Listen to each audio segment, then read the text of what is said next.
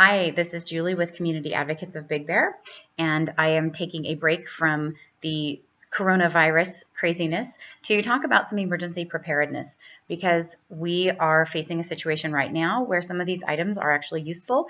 And as a community, Big Bear is prone to being isolated from the outside world.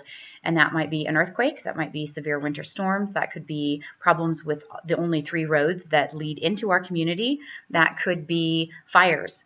And we need to be prepared and think about these things. So I just wanted to share what I have done for my household. And if you want to consider doing the same, the links to some of these resources are on the cabigbear.com website. That's under Big Bear Resident Resources, and it's emergency info page that you would be looking for. So I have a tub in my garage. It is our emergency box, and my family knows right where this is. In fact, it's right next to the fire extinguisher. And so this box is packed with a number of items, and they're relatively inexpensive and easy to obtain. You can find these online. Amazon.com carries virtually everything that I list here. You can find most of it at Big Five. You can find it at some of it in the sporting goods aisle at Kmart. So these are locally available resources. Most any sporting goods store would carry a lot of these things as well. So I've been told by emergency preparedness people here in the Valley that the single most important item you need to have in your possession is actually a battery-operated radio. Now, this is important because even if the power goes out and even if the cell towers cease to function, this valley will still get radio signal from K-Bear. That's 93.3 FM or 102.5 FM. And if you have a little radio like this and fresh batteries, you can turn it on and you will be able to receive up-to-date emergency instructions, information, and updates.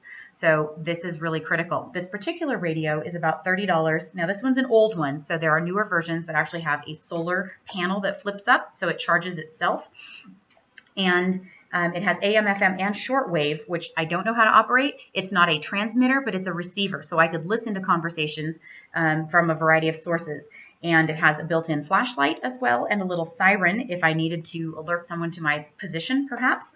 And so it's a pretty versatile little thing. It doesn't weigh very much. It has the antenna, and it also has a hand crank. The newer versions of these radios have a USB port, so you can actually use it to charge devices, and that's both with the solar and the hand crank feature. This will also power the light if you need a light source. So super versatile. They are less than $50. You can get this version or something similar for probably around $30 on Amazon and other places. So it's definitely something to consider because really who has a radio around anymore? And that battery powered is critical. The other thing that you might want to keep on hand is a light source beyond just candles.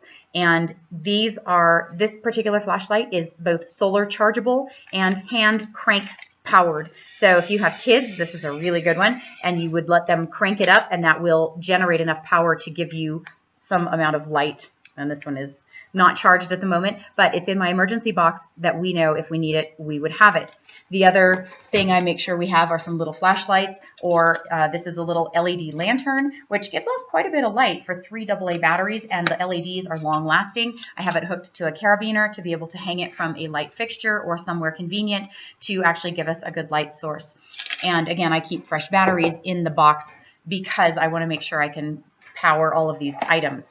The other emergency light that is in my collection, it's an LED light bulb that I can screw in and charge in any light fixture, but when I want to use it as an emergency light, it has an adapter that screws on.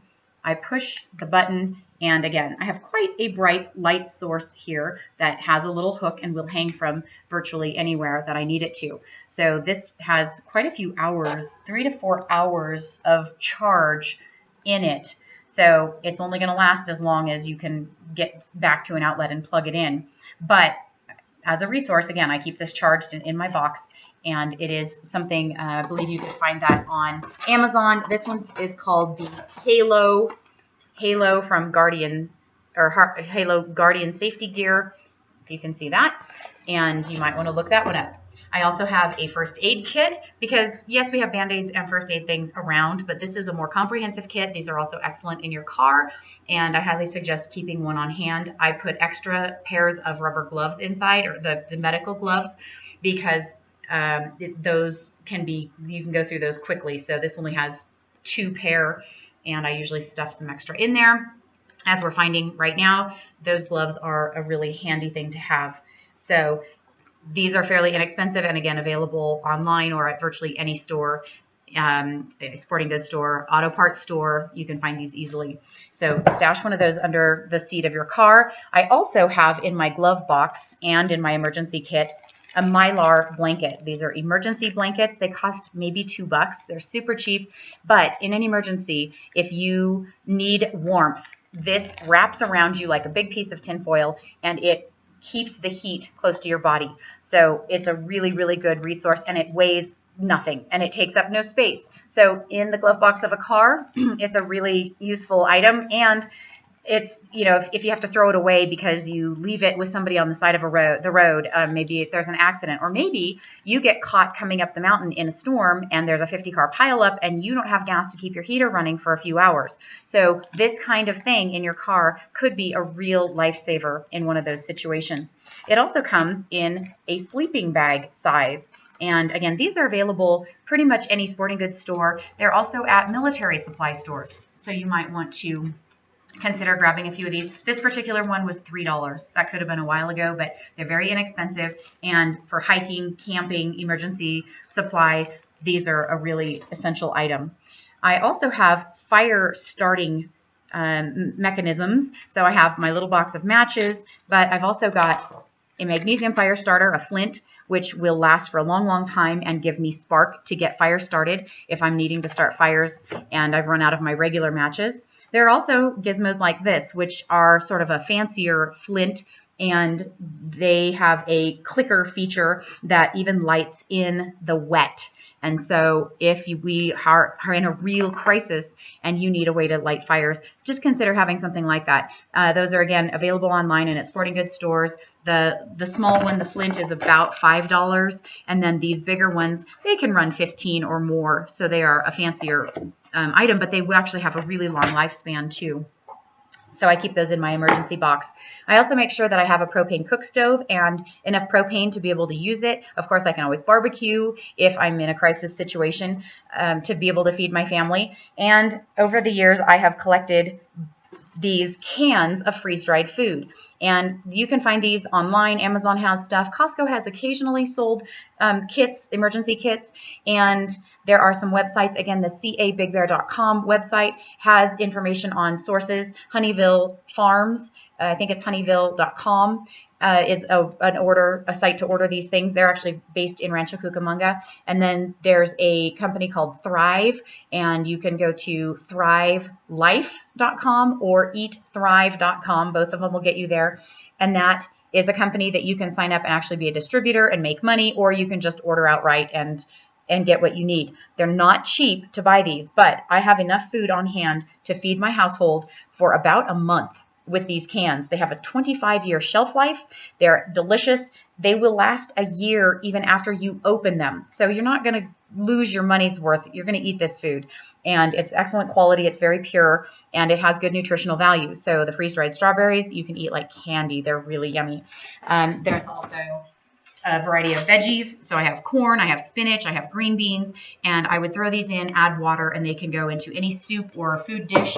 And then there are meat products. And again, this can is 48 servings of hamburger, freeze-dried ground beef, and it is pure. It is just beef and I think some like bouillon beef and some salt.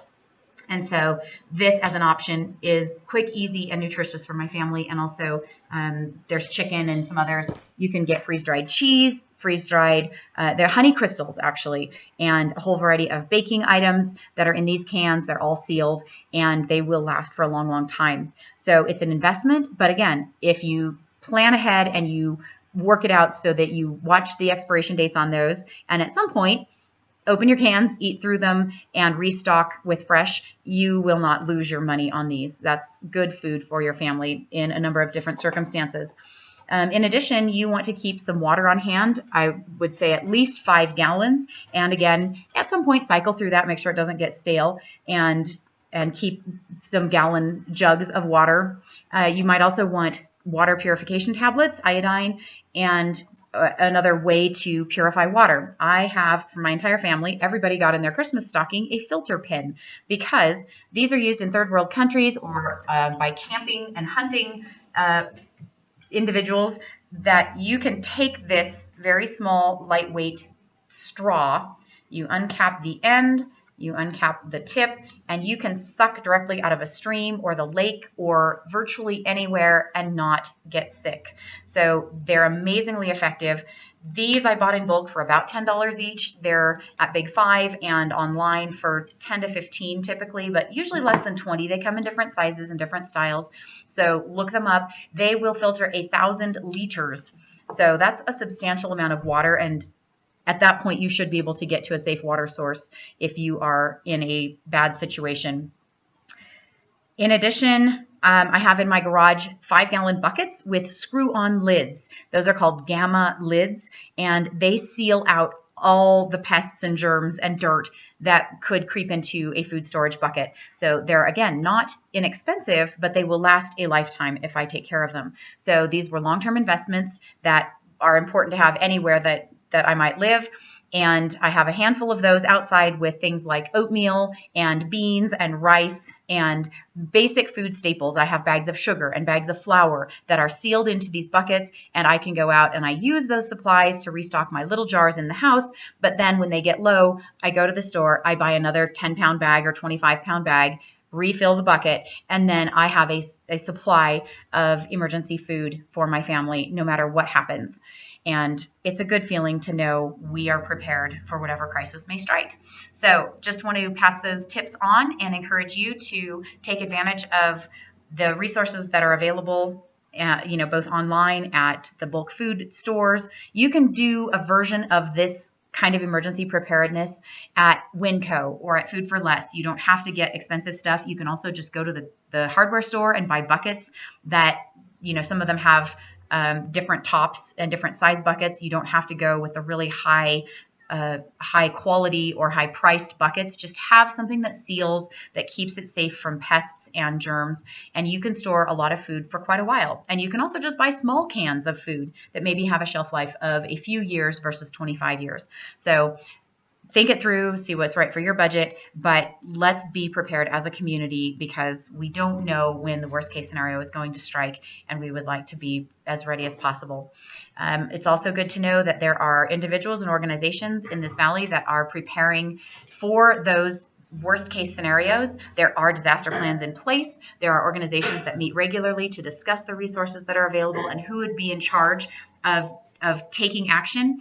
And again, you would be tuning into KBHR radio to find out the most recent updates. If you are able to have internet access, their website would be updated as well. That's kbhr933.com. And we would want to get the word out throughout the community.